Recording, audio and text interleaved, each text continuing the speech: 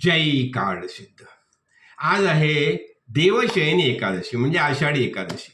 म्हटल्यानंतर चला सगळे आपले वारकरी बांधव कळलं ना, भक्त महानुभाव पंढरपूरला गेलेले आहेत आणि पंढरपूरला आता इंद्रायणीमध्ये स्नान संध्या वगैरे सगळं होणार आहे. कळलं ना, मोठा जल्लोष होणार आहे आणि मग ते शिखराचं दर्शन करून सगळे कृतकृत्य होणार आहेत. आम्ही सुद्धा जेव्हा आळंदीला गेलो होतो आणि जेव्हा म्हणजे पालखी जेव्हा सुरू झाली आणि तेव्हा तो वरती जो म्हणजे घुमुट आहे ना, मुकुट तो हलताना आम्ही पाहिलेला आहे. मात्र त्यावेळेला मी, मीना, तेजस्विनी आम्ही सगळे गेलो होतो आणि तो घुमुट त्यावेळेला असा जो गजर होतो, त्या गजरामध्ये तो मुकुट जो आहे मंदिराचा तो हलताना आम्ही पाहिलेला आहे. ठीक आहे, आता हे कसं होतं, खील से लगे रहो बालना बाका होय. ठीक आहे, आपल्याला सगळ्यांना जेव्हा आपण मनुष्यदेह प्राप्त होतो तेव्हा आपल्याला ज्ञान प्राप्त व्हायलाच पाहिजे, ज्ञान प्राप्त करायलाच पाहिजे. आणि त्याच्यासाठी आपल्या परंपरेप्रमाणे आपल्या संस्कृतीमध्ये म्हणजे जसे आता मी म्हणतो ना, नेहमी माझ्या आजोबांबद्दल म्हणतो, म्हणजे जे आपले आजी आजोबा असतात ते आपल्याला ज्ञानाचा बोध करतात. मला आजोबांकडूनच पूजा अर्चेचे संस्कार मिळाले. ठीक आहे, असं हे संतांनी काय केलं, म्हणजे जसं निवृत्ती दादाने पहिला ज्ञानोबाला मौलीला सांगितलं की तू एक सगळ्यांना समजेल असं एक स्तोत्र निर्माण कर, आणि मग त्यांनी हरिपाठाचं लिखाण केलेलं आहे. आणि आज हरिपाठाचा प्रचार किती झाला आहे महाराष्ट्रामध्ये आपल्याला सगळ्यांना माहिती आहे. हरिमुखे म्हणा पुण्याची गणना कोण करी, म्हणजे हा हरिपाठ जो सगळ्यांना समजावलं. नंतर मग दादानी सांगितलं की तो आता ही भगवद्गीता जी आहे ह्याचं मराठीकरण कर, म्हणून त्यांनी भावार्थ दीपिका म्हणजे ज्ञानेश्वरी जी आहे तिची रचना केलेली आहे. कळलं. आणि त्यानंतर मग त्यांनी पुढे सांगितलं की आता तुझा स्वतःचा अनुभव व्यक्त करणारा आणखी एक ग्रंथ लिही, आणि मग त्यांनी त्यावेळेला आत्मानुभव हा एक ग्रंथ लिहिलेला आहे. आणि आपण ह्या सगळ्या ग्रंथांमधून जेव्हा प्रवेश करतो तेव्हा आपल्याला शुद्ध ज्ञान म्हणजे काय ते कळतं. थोडक्यात अगदी संक्षिप्तपणे आपण शरीर धारण करून आले, पण आपण शरीर आहोत का? नाही. या शरीरामध्ये राहणारा चिन्मय परमेश्वर परमात्मा ते वास्तविक आपलं रूप आहे आणि हाच आपला निश्चय व्हायला पाहिजे. म्हणजे महाराज म्हणायचे की नाही, म्हणा मी आत्मा आहे, मी आत्मा आहे, मी आत्मा आहे, हाच आपला निश्चय व्हायला पाहिजे. पण हा निश्चय होण्यासाठी आपल्याला कळलंय सगळ्यांना की आपण आत्मा आहोत. शरीर हे कसं होतं की जसं आपण म्हणतो ना की धारण केलंय, कळलं, आणि योग्य वेळा ते सोडायला पाहिजे. आणि त्याच्या संदर्भात आपली काही तक्रार नाही आहे. आपण देहात येतो, छान सुंदर जीवन जगतो, जीवनानंद अनुभवतो आणि एक दिवशी शरीर सोडून निघून जातो. म्हणजे हा जीवात्मा जो आहे, जीवात्मा परमनंट आहे. लक्षात ठेवा, जीवात्मा आहे हा परमनंट आहे. कळलं. कुणीही नवीन जीवात्मा तयार करू शकत नाही. पण ह्या जीवात्म्याला जर देह धारण करायचं असेल तर त्याच्यासाठी कर्माचं बीज लागतं, कर्मबीज लागतं. कळलं की नाही. आणि हे कर्मबीज जे आहे तर कर्मबीजाच्या माध्यमातून जेव्हा म्हणजे ज्याला आपण मायाब्रह्म म्हणतो, मग त्या पद्धतीने कर्मबीजानुसार देह धारण करता येतं, देह प्राप्त होतं. मग आपल्याला कसं शुद्ध सात्विक कर्म जर आपण केली तर आपल्याला मनुष्य देह प्राप्त होतं. आणि मनुष्य देह असा आहे की ज्याच्या आधाराने आपण काय करू शकतो, त्या परमात्म्याला जाणू शकतो. कळलं ना. स्वतः मी मुक्त आहे हा ज्ञान प्राप्त करू शकतो. तर आता बघा, वारीच्या निमित्ताने सगळे पंढरपूरला जातात. कळलं ना.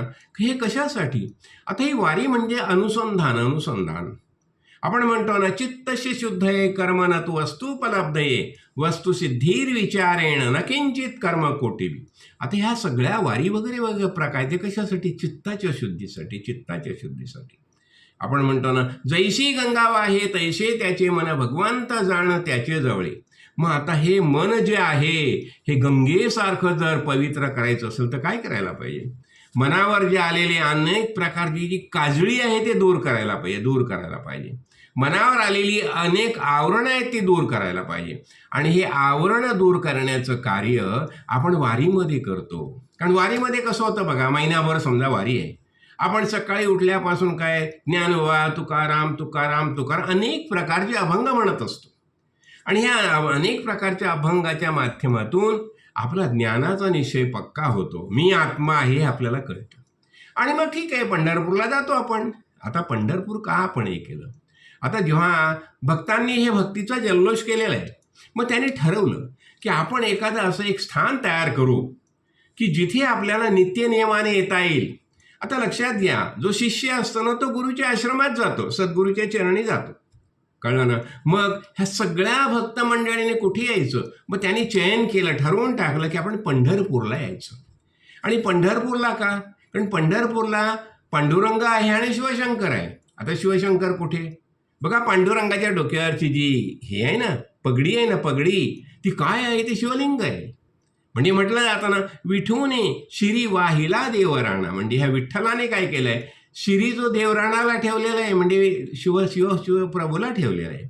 म्हणून तिथे शैव आणि वैष्णव दोन्ही मोठ्या प्रेमाने जातात. कळलं ना? आणि म्हणून त्या वारीला महत्त्व येतं. आणि वारी म्हटल्यानंतर बघा, किती किती ठिकाणातून वाऱ्या जातात बघा. मी ह्या प्रवचनातून मी अनेक ठिकाणांचे उल्लेख केलेत, कुठून कुठली वारी येते, कुठून कुठली वारी येते. पण सगळे तिथे भक्त येतात आणि आपल्या सद्गुरूच्या नाम, आणि सद्गुरूंनी जो आपल्याला बोध केलाय त्या बोधाप्रमाणे सगळ्यांचा निश्चय होतं. आणि शेवटी आपला काय निश्चय व्हायला पाहिजे हे लक्षात घ्या. धर्म, अर्थ, काम आणि मोक्ष 4 पुरुषार्थ आहेत. सामान्यपणे मनुष्य काय करतो? अर्थ आणि काम ह्यालाच प्राधान्य देतो. आजची ही स्थिती आहे. आज जर आपण पाहिलं ना, अनेक जे सुशिक्षित जे लोक आहेत, सुशिक्षित तरुण आहेत, हे कशाला प्राधान्य देतात? अर्थ आणि काम. धर्म आणि मोक्षाकडे कोणी वळतच नाही. पण मग धर्म आणि मोक्षाकडे वळण्यासाठी पंढरीची वारी आहे. आणि म्हणून हे चातुर्मास जो आता सुरू झाला ना, म्हणजे आता देवशयनी एकादशीपासून प्रबोधिनी एकादशीपर्यंत हे 4 महिन्याचा काळ, हा चातुर्मासाचा काळ आहे. आणि या चातुर्मासाच्या काळामध्ये बघा, जास्तीत जास्त सण येतात. कळलं ना? उत्सव येतात. आणि या उत्सवाच्या माध्यमातून आपण भगवान नामस्मरण करत असतो. सगळ्यात महत्त्वाची गोष्ट हीच आहे. वारी म्हणजे काय? वारी कशासाठी? वारी वारी जन्म मरणाते वारी, अशी वारी करा. म्हणजे वारीला गेल्यानंतर काय असं कळलं पाहिजे, मला जन्मही नाही आणि मरणही नाही. येतो जातो जरिया देही. काय? येतो जातो जरिया देही, जन्म मरण नाही आम्हा, जन्म मरण नाही. हा निश्चय व्हायला पाहिजे. आणि हा निश्चय होण्याचं सामर्थ्य कशामध्ये आहे? ह्या वारीमध्ये आहे. तिथे सगळे भेटल्यानंतर जो काय जल्लोष होतो, हरिनामाचा उदो उदो होतो. अहो, संतांचं हेच महात्म्य आहे. संतांनी ही अत्यंत महत्त्वाची गोष्ट करून ठेवलेली आहे. जसं आपण आता बघा, मी हरिद्वारला पाहतो, ऋषिकेशला पाहतो, कावडिया काय करतायत? गंगाजल घेऊन आपल्या आपल्या ठिकाणच्या मंदिरात जातात आणि तिथे शिवाला अभिषेक करतायत. म्हणजे हा श्रद्धा भक्तीचा भाग आहे. लक्षात घ्या. म्हणजे आपल्याला काय करायला पाहिजे? आपल्याला श्रद्धा वाढवायला पाहिजे. भक्ती. आणि भक्ती म्हणजे काय? 7 वस्मिन परम प्रेम रूपा अमृत स्वरूपाच येन लब्ध्वा पुमान सिद्ध भवती तृप्त भवती अमृत भवती. अशी भक्ती आपल्याला पाहिजे. भक्तीची हीच व्याख्या आहे ना. भक्त कोणाला म्हटलं जातं? विभक्त नाही तो भक्त, असंच म्हटलं जातं. आणि महाराजांनी आपल्याला सद्गुरू कृपेने हेच समजावलेलं आहे. तेव्हा मी म्हणेन, आज आषाढी एकादशी, पंढरपूरची वारी आपली चाललेलीच आहे, आपण वारीच करतोय. तेव्हा ह्या आषाढी एकादशी निमित्त सगळ्या भक्त महानुभावांना खूप खूप शुभेच्छा. उत्तम स्वाध्याय करा. आपल्याला ज्ञान झालेलंच आहे, फक्त त्याचं आता अनुसंधान करा. कळलं ना? रजिस्ट्रेशन व्हायला पाहिजे. लक्षात घ्या. कळलं ना? कारण आता बघा, आपण सगळं स्टॅम्प मारावं लागतो की नाही? मग स्टॅम्प मारणं म्हणजे रजिस्ट्रेशन करणं. कळलं ना? आपल्याला कळलंय मी आत्मा आहे, पण हे रजिस्टर व्हायला पाहिजे. आणि त्याच्यासाठी निधिध्यास आणि सद्गुरुमाऊलीच्या कृपाशीर्वादाने आपण सगळेजण निधिध्यास करूया. कळलं ना? आणि आषाढी एकादशी जी आहे, एकादशी म्हणजे काय? एकाचीच दशा. हे संपूर्ण विश्व कोण आहे? चिन्मय परमेश्वर त्याचीच दशा आहे. म्हणजे संपूर्ण विश्वाचं कारण काय? अहो, आता आपण साधं म्हणून सांगतो तुम्हाला. आकाश हे कारण समजा. आकाशाच्या पाठीमागे परब्रह्म तत्व आहेच, पण सामान्यपणे आपण आकाश हे कारण समजूया. आकाश हे कारण आहे, मग कार्य काय? मग आकाशापासून काय काय निर्माण झालं? कळलं ना? वायू निर्माण झाला, नंतर तेज निर्माण झालं, जल निर्माण झालं, पृथ्वी निर्माण झाली आणि पृथ्वीपासून अन्न निर्माण झालं. त्या अन्नापासून आपली सगळ्यांची निर्मिती झालेली आहे. म्हणजे ह्याला म्हणून म्हटलं जातं ना, अन्न हे पूर्ण ब्रह्म. म्हणजे आपलं मूलभूत जे काय आपलं कारण काय, कारण आपण असं समजू ती सगळी आकाश समजूया, पण आकाशाचंही कारण परब्रह्म तत्व आहे.